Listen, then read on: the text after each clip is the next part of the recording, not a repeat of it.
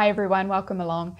My name's Jessica and I'm going to be talking to you today about our relationship with our emotions, and specifically we'll be looking at some of the belief systems that we have around emotions, because our belief systems are one of the biggest factors that influence how we relate and interact with something. Now, before I get into that, I just want to refer you to the previous video that I made, which was called How Emotions Operate. And in that session, we looked at emotion as a form of energy that wants to move, flow, and express. Yet that very often we inadvertently obstruct that flow of energy, which means that it becomes stuck in our system and becomes stagnant. And over a period of time, this energy that wants to be emotion will find other ways of expressing itself, either through physical symptoms, emotional challenges, mental symptoms, and so on. So if you haven't already watched that video, then I do encourage you to take a look at it. It gives a really nice sense of grounding and background content to where we're going with today's session. Okay. So our relationship with our emotions. Our relationship with our emotions is determined hugely by the belief systems that we hold. And I want to give you an example of how this works. For example, if you think of someone who ate something spicy with chili in it and they really didn't enjoy that experience, right? And they've formed this belief system that they don't like chili as a result of that, right? This means that they're probably going to go ahead and avoid eating chili. They may not ever try anything with chili in it again. Or if they do decide that they want to try something with chili in it, they've already got this sort of filter on where they've had a negative experience in the past. They're going in with a little bit of caution, and they find that maybe that bit of caution, that perspective, is going to shape and influence the way that they experience the chili in this new circumstance, right? Compare that with someone who does like chili, has always had good experiences, right? They're going to be seeking out chili in things. They're going to be going in with the idea that, yeah, I'm going to enjoy this, before they've even had the chili itself.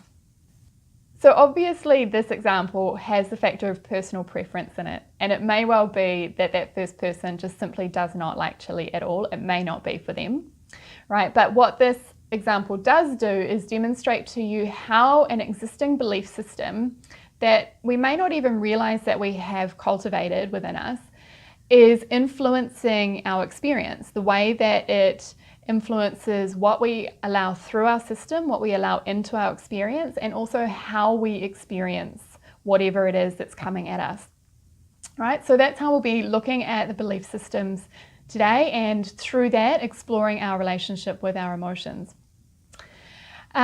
Before we jump ahead with that, I want to let you know that in the comments, the discussion below, I have left a list of questions for self-reflection.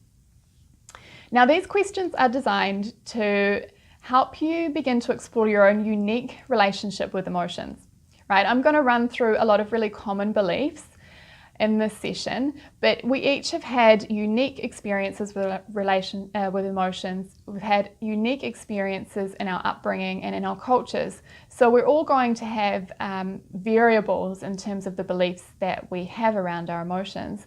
So I highly encourage you to take some time for self-reflection using the questions below as a starting point, so that you get a more accurate idea of what your own personal relationship with your emotions is. Okay, so if you want to do that, I'll give you a moment now just to pause the video, take some time to go through those questions, and then come back when you're ready.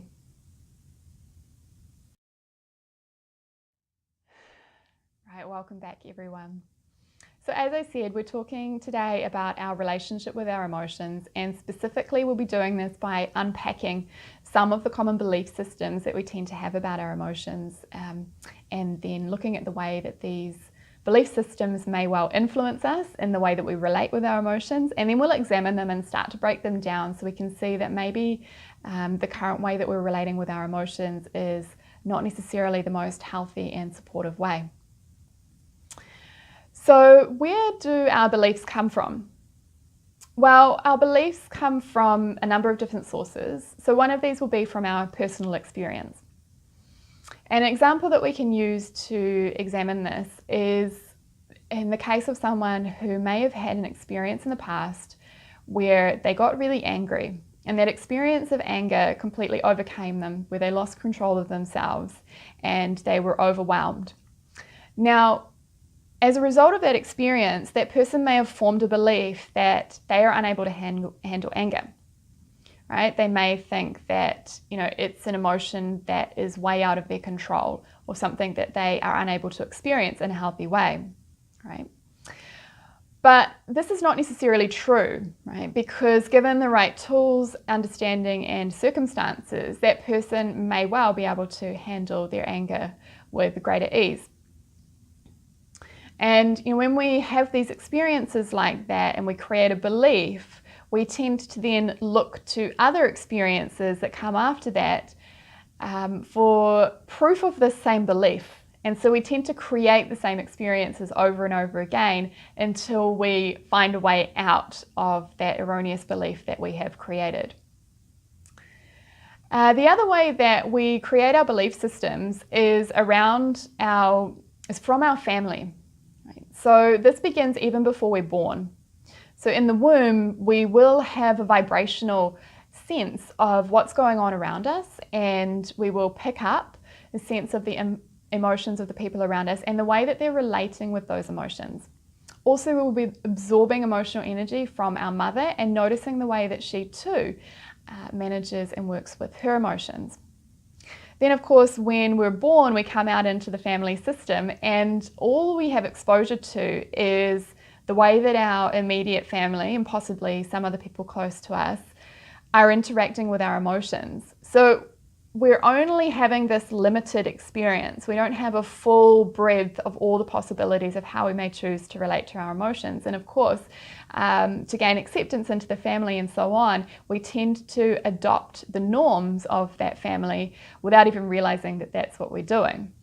And then usually as we grow into young adulthood, or even just slightly older childhood, right, we start to pick up the sense of how our culture, our society at large, deals with emotions. So we take belief systems from that as well. And very often those systems are aligned with what we learnt as a child, which gives us further evidence and proof that this is the way. Okay, so then it only really becomes when we receive an idea outside of that paradigm that's slightly different, that we have the opportunity to go, wow, okay, and we can start to possibly break down some of the belief systems that we have created in the past and begin to dismantle them, so we can start to find different paths and different ways of dealing with whatever it is, whether it be our emotions or some other form of belief system that we've created. So what I'm going to jump into now is a series of the most common beliefs that tend to come up when I run workshops on emotions, and these tend to be the most common beliefs across Western society, so you'll probably recognize them as we go through. But as I said, remember, this is just a really limited sample of beliefs. There are so many more out there, and they may not all apply to you. So use your own discernment to see what resonates with you, what applies to you, and then how you may take this information forward in your life. Now, the very first of these beliefs is the idea that emotions are unacceptable and undesirable. Right? Now, this comes really from the time that we're a baby, and we may well be crying. Now, very often we will receive whatever we need in response to those tears. We will receive soothing and comforting. But also we may pick up on times when maybe our parents are naturally at their wits' end, that our tears and our emotions are disruptive, and really people would prefer it if we were quiet. Okay, so we're starting to absorb this stuff right there before we're even talking to anybody or having any intellectual form of thinking. We're taking on that vibrational resonance from our environment. We get a little bit older and we're having a tantrum in the supermarket. Same things happen. We are hushed, we're shushed, and we're really told to put a lid on it without usually any time taken for investigation into what it is the tantrum is about, what it is that we're feeling.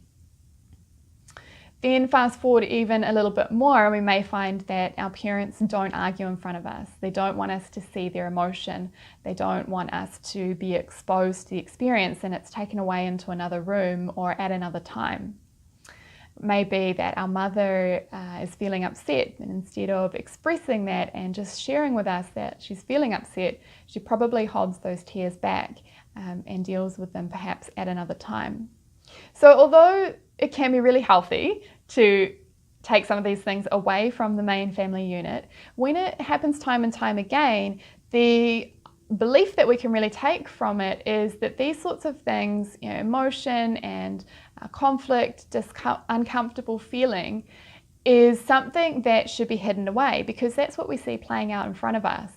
And so we tend to then hide our emotions away from the people around us and also from ourselves.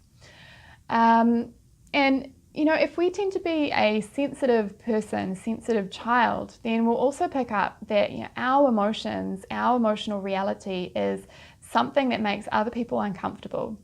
And it's something that maybe other people don't know how to cope with.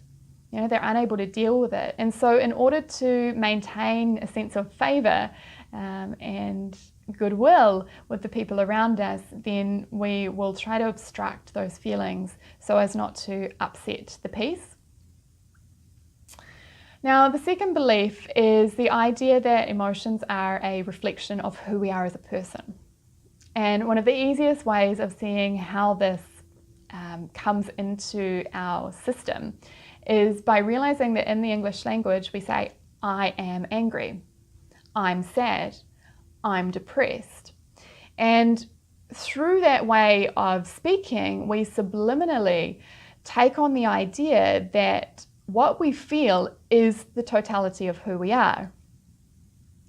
Yet in other languages around the world, this is not necessarily how they formulate their sentences and their structures. So in Spanish, for example, they say, yo tengo miedo, which means I feel fear, not that I am fear. So there it's emphasized that I'm having an experience of fear. Fear is moving through me, but I am not fear itself. I feel that a more healthy or supportive view of how our emotions are in relation to who we are is by seeing ourselves as the sky, right? Seeing ourselves as the limitless, open sky that's really calm and peaceful. And our emotions are the weather that passes through that sky, right? So they might be the cloudy day, the pouring rain, the rushing wind. And we, once that weather has passed by, is just the open expanse of sky that sits behind all of that and is always there, even when the clouds are passing through. Now, we can get ourselves into quite a lot of turmoil if we identify with our emotions, if we believe that we are our emotions. It means that they start to overcome us and we tend to point the finger at ourselves. Why am I feeling this? Why am I this? What's wrong with me? Now, another way that this idea that we are our emotions can come to us is as a child, when we may be feeling upset and someone might say to us, come on, pull yourself together, cheer up. You don't want to be a sad little girl, do you? Or you don't want to be an angry little girl, right? And what that can indicate is that we are the totality of that passing experience that we're having or trying to express. Right? Whereas we know that we're not our anger because we've had moments when we've felt really altruistic, when we've felt really generous, when we've felt really open and giving and loving. So when you break it down like that, it doesn't compute that what we are feeling emotionally in any one given moment is the truth of who we really are. So the next belief system is quite closely related to this, and it is the idea that other people don't have emotions, right? And because we often perceive that other people don't have emotions, it means that we can think there's something wrong with us if we do have emotions, if we do feel emotion. If you consider the way that you greet someone, "Hi, how are you? I'm good," it tends to be that automatic response. It really doesn't touch down into the reality and the truth of what any of us are feeling in that particular moment that we have that exchange. It's very surface level. And if we've come from the society where we're believing that emotions are not acceptable, that they're undesirable, that they might reflect who we are, then we're walking around in a situation where most people are trying to hide that reality. And it can leave us feeling like this is not experienced by anybody else around us. What we're feeling inside of ourselves is something that is abnormal or different. And why is everybody else fine and happy and not expressing emotion? And it really becomes troublesome if we start to turn that back on ourselves and we start to make ourselves wrong for feeling our emotions. Or we start to, see that as a sign that something is unhealthy or that something is not working properly. Now, of course, to some degree, there is an indication of dis-ease if our emotional reality is way out of whack, where it's, we're really overwhelmed with our emotions. This is a wake-up call to some degree, but it doesn't mean necessarily that there's anything wrong. It just means that we're being communicated with in some way. Yet, if we believe that being sad is a problem or being anxious is a problem, then we tend to get sad about feeling sad. We tend to get anxious about feeling anxious. We tend to, feel frustrated about feeling our emotions. So we create this secondary emotion that layers on top of it, and that will usually spin us into a vicious cycle where we're going around worried about our emotions, creating emotions on top of emotions, and we can tend to get quite down and out on ourselves and feel really disempowered, meaning that we're less likely to be able to break out of the cycle that we're in. So when we can start to peel back some of these belief systems, then we can just deal with the one emotion as it's arising without this sense of judgment, without worrying that anything is wrong, and we just let it move and process through our system. Yeah. So the final belief that I want to go into before we finish up here is the idea that, emotions are inconvenient, or we're far too busy to process our emotions.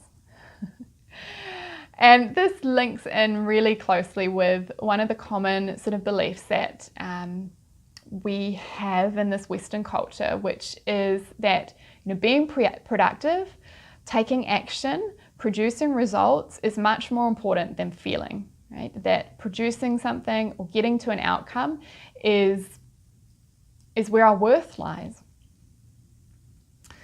So just think about a time, as a child, it's really common to hear the term, "Come on, pull yourself together and get on with it. Toughen up. Let's move on." So this kind of encourages us to think, let's push the emotion to the side and just deal with the external factor that's going on here so that we can just get on with things and not be held back anymore. But in a way, our emotions actually hold us back when they're unprocessed. So I want to give you an example. If you can recall a time maybe where you were under a lot of pressure, a lot of stress, trying to meet a deadline or trying to complete a part of a project. And in these cases, we can tend to get quite anxious. We're feeling a lot of pressure, and the tension is building and mounting within us. And sometimes you may recall yourself a time when that pressure or even sadness or feeling of rejection, whatever it is, or anger, has built up and built up and built up to a point that it's reached a breaking point and we have a meltdown, right? We either just lose it at someone, or we just find ourselves in a pile of despair on the floor. Right? Well, once we've actually cleared that emotion, we usually come through the other side of that and we find that we have a lot more clarity. Right? So all of the millions of things that we thought that we had to do, maybe we see what our priority is. Maybe we see that some of those things weren't necessary after all. Maybe we're able to delegate because we have a lot more clarity. The other way that this happens is with relationships, when we maybe have an argument with someone. we're so angry with that person, and why did they do that? And we can kind of come up with all the reasons why what they did was the wrong thing. We're blaming them, we're pointing the finger, and then we're filing back through history, seeing all of the times before that they've done the same thing. We're building a case against this person. But actually, if we take the time to go to an inner process and feel the hurt, feel the sense of misunderstanding, feel the pain of this interaction with this person who we most likely love or are connected with in some way, we come out the other side with a bigger perspective, and we see that, okay, maybe there was more to this event. Maybe there were other factors involved, and it wasn't just this person hating on us or picking on us or whatever it is that we felt. So what I'm saying here is that emotions color our experience. They make it appear as though it's, worse or more menacing or overwhelming than what it may actually be.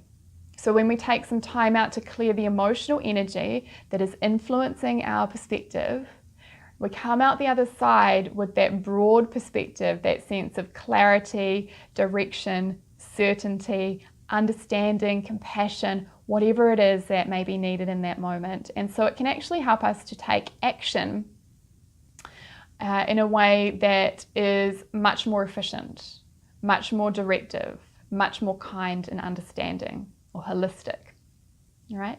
So maybe next time that you do feel yourself really overwhelmed with emotion, and that first instinct is to fix or patch up or tend to what it is we perceive has caused us this emotion, try and just see if you can sit with what you're feeling and allow yourself to process that before taking that reactive path. Right? Okay, so those are some of the really common belief systems. I really encourage you to start to observe how any of these may or may not be playing out in your life over the next few days. And from this practice of observation, you will begin to see what's happening, what your tendencies are. And awareness really is the very first step of change. So when we become aware of how things are, we then have that choice. Do we want to continue in that way? Is that healthy? Is that supportive? Or do we want to change? So awareness plus desire for that change is what creates change. So I wish you really well in that exploration. I do also encourage you to check in with the questions below if you haven't already, so you can start to delve deeper into your own unique pattern and way that you're interacting with your emotions. Then the next time that we come back, I'll be offering up some new perspectives, some new insights, some new ways that you may want to interact with your emotions, so that you have the opportunity to start to replace some of this old stuff with a new paradigm. And that will be around looking at our emotions as messengers.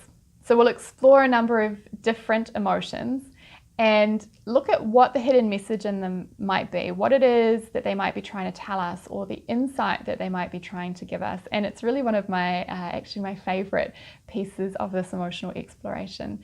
So I do really look forward to seeing you then. If you enjoyed this video, if you found it helpful, please do share it with your friends and family. Make sure you subscribe below so that then you're kept up to date as that next video comes out. All right, wishing you all really well until next time. Take care.